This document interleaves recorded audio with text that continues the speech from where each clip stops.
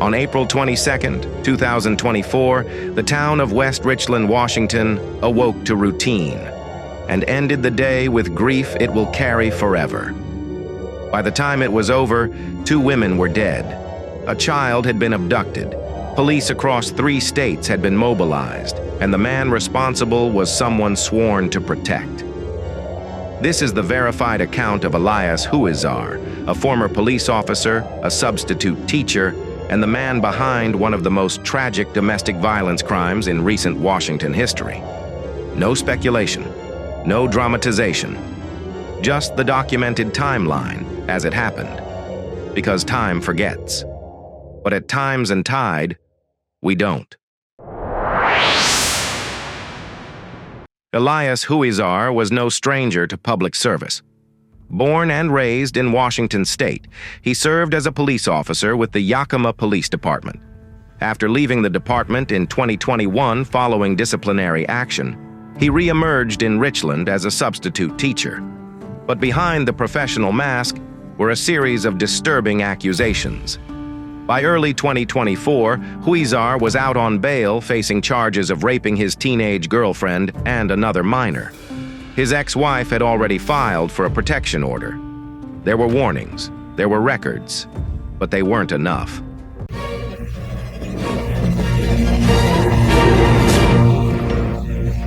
On April 22, 2024, Huizar drove to William Wiley Elementary School in West Richland.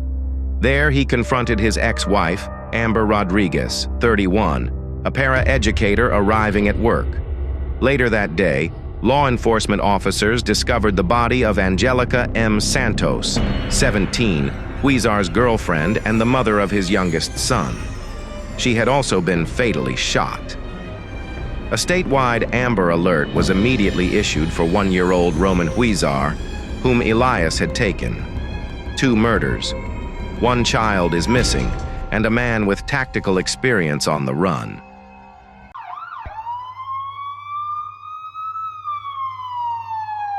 For 36 hours, multiple law enforcement agencies across Washington, Oregon, and California worked in coordination.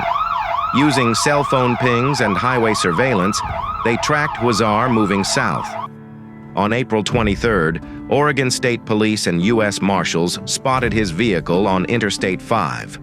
When troopers attempted a stop, Huizar fled at high speed and began firing at police from his moving vehicle, striking at least 1 patrol car. Police deployed spike strips. Huizar's truck collided with a stopped commercial vehicle and became immobilized in the median.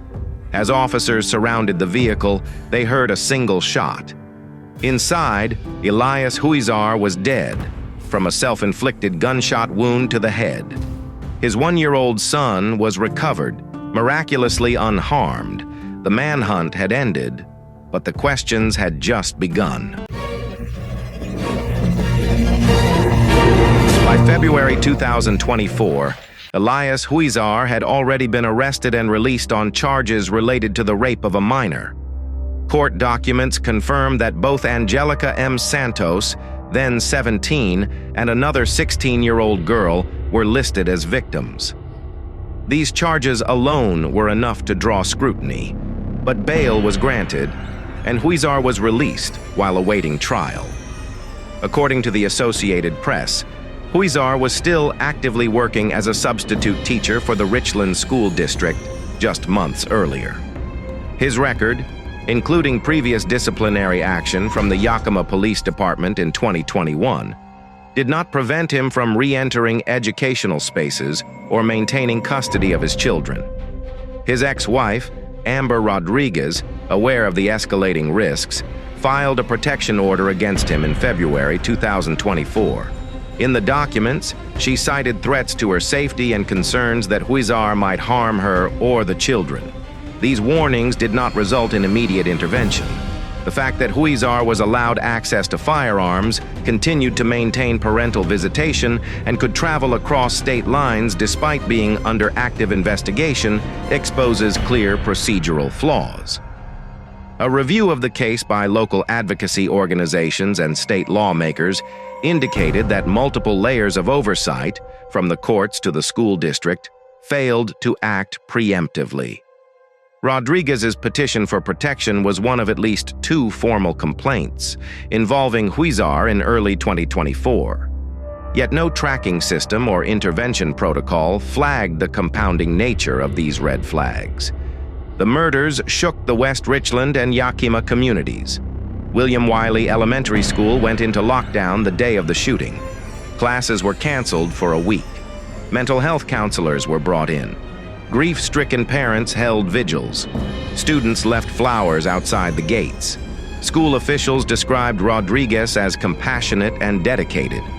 Santos was remembered by classmates as quiet but sweet, a young woman trying to finish school while caring for her child. The Richland School District launched an internal review and pledged to enhance its vetting procedures for all substitute teachers. The families of Amber Rodriguez and Angelica Santos emerged as key voices in demanding reform.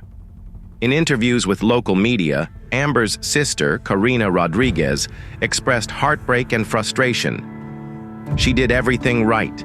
She filed paperwork. She got the order. She called the police, and it still wasn't enough.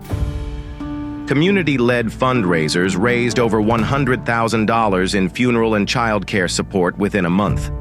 GoFundMe campaigns, organized by friends and neighbors, received thousands of shares. Crisis centers in both Richland and Yakima reported significant spikes in domestic violence calls in the weeks following the attack.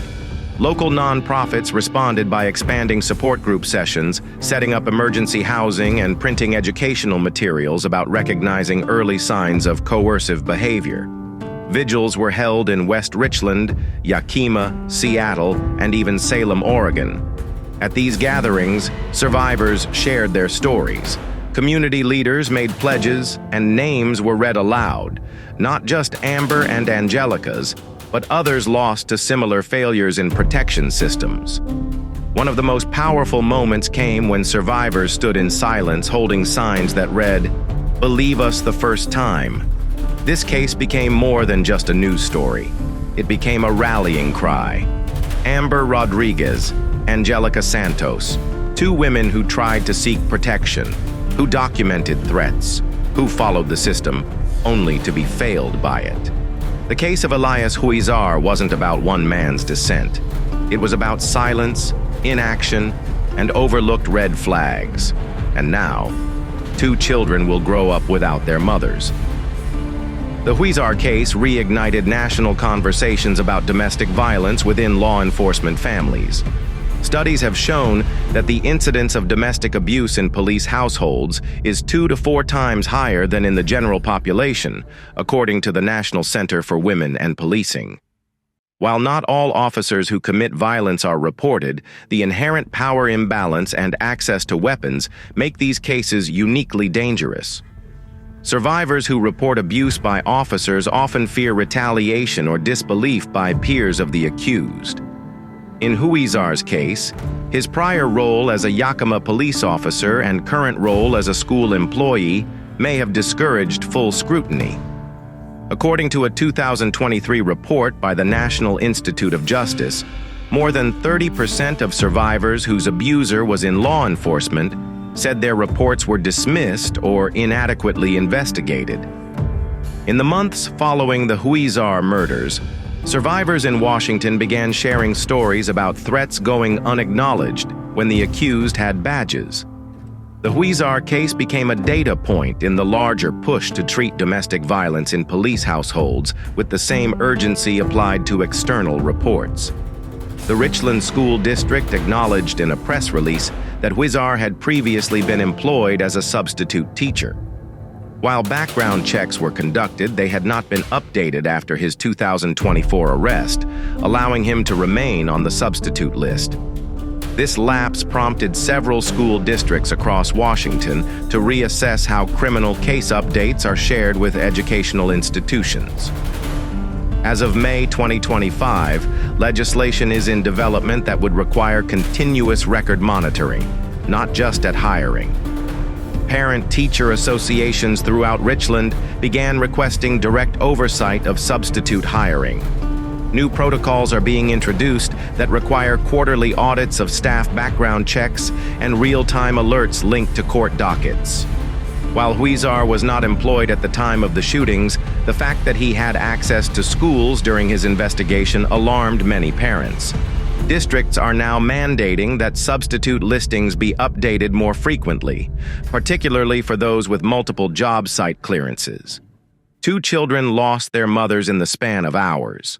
One witnessed the shooting. The other was in the back seat during a high-speed chase and his father's suicide. Washington's Department of Children, Youth, and Families, DCYF, confirmed that the children were placed in family-supervised protective custody. Due to their age and the nature of the trauma, child psychologists specializing in high-impact grief have been engaged. Local nonprofits, including Safe Harbor and Nueva Esperanza, began collecting donations specifically for the children's future education and trauma recovery needs. Research shows that children exposed to intimate partner homicide are at significantly higher risk of PTSD, dissociation, and developmental delays.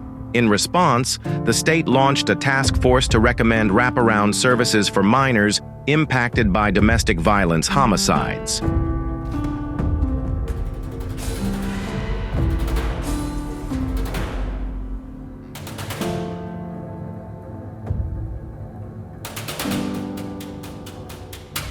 The U.S. Department of Justice added the Huizar case to its 2024 review of domestic violence-related homicide data. In cooperation with the FBI's Criminal Justice Information Services Division, the case was cited as evidence supporting mandatory interagency flagging for suspects with both criminal charges and family court involvement. By late 2024, a federal work group began examining how Amber Alerts are issued when the suspect is already a person of interest in violent cases. One proposal includes escalated Amber Alerts that automatically trigger federal marshals' involvement when the abductor is a fugitive in a domestic violence context. As of early 2025, federal grant funding was being offered to states piloting integrated victim services databases, connecting civil orders, criminal records, and school district employment data. Amber Rodriguez, Angelica Santos, 2 women who tried to seek protection, who documented threats, who followed the system, only to be failed by it. Their names are now associated not only with tragedy, but with policy, with change, with the kind of loss that compels action.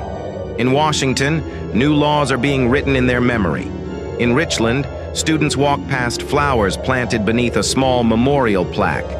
In Olympia, legislators use their stories as evidence that gaps in law have fatal costs. The case of Elias Huizar wasn't about one man's dissent. It was about silence, inaction, and overlooked red flags. And now, 2 children will grow up without their mothers. Subscribe to Times and Tide for full true crime documentaries that stay rooted in fact, not fiction. Like, repeat. Comment below. What should have been done differently? Because we don't just tell crime stories, we bring back the ones the world tried to forget. Time forgets. But the tide always returns the truth. Who tried to seek protection, who documented threats, who followed the system, only to be failed by it. The case of Elias Huizar wasn't about one man's dissent. It was about silence, inaction, and overlooked red flags. And now 2 children will grow up without their mothers.